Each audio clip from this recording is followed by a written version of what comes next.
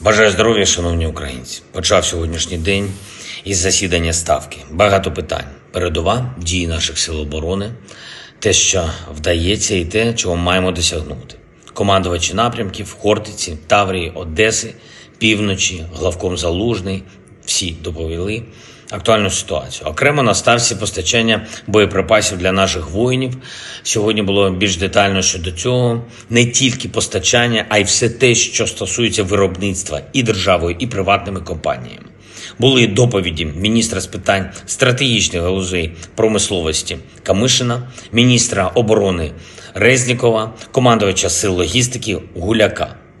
Провів нараду з главою уряду Шмигалем щодо підсумків його поїздки в Канаду та Сполучені Штати, зустрічі передусім задля фінансової підтримки України партнерами. Результати вагомі, це стосується і відносин з МВФ, і з іншими міжнародними інституціями, двосторонніх відносин з Канадою та Америкою. Дякую усім нашим партнерам, які незмінно допомагають. До речі, вже готуємось і до чергової зустрічі в форматі «Рамштайн», провів підготовчі наради. І очікуємо ґрунтовних рішень, які відповідатимуть перспективам на полі бою.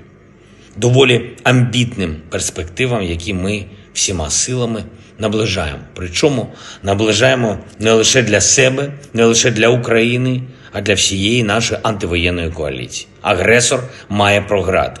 І це наша спільна відповідальність з партнерами – виграти більше часу для миру, тобто бути зараз максимально активними в забезпеченні зброєю і снарядами, щоб нашу спільну перемогу прискорити.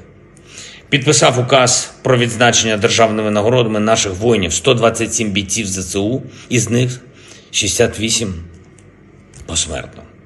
Дуже важливо це розуміти щоразу, коли ми чуємо, що обіцяне постачання зброї затримується, щоразу, коли виникають сумніви щодо типу зброї для України, щодо далекобійності або інших якісних характеристик. Щоразу це означає, що українські воїни віддають своє життя, щоб був цей час.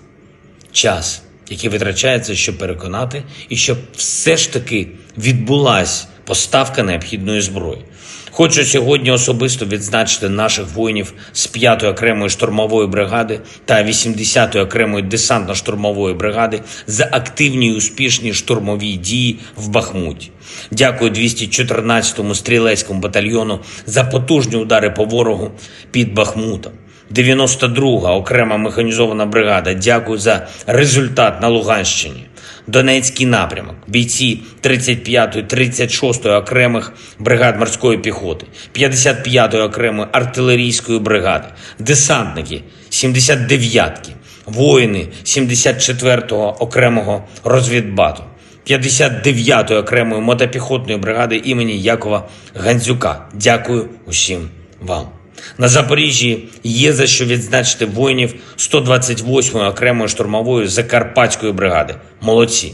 Кожен знищений ворог зараз – це звільнений метр української землі завтра. Ще одне. Вчора в Слов'янську завершилась пошуково-рятувальна операція після удару російських терористів по житлових будинках.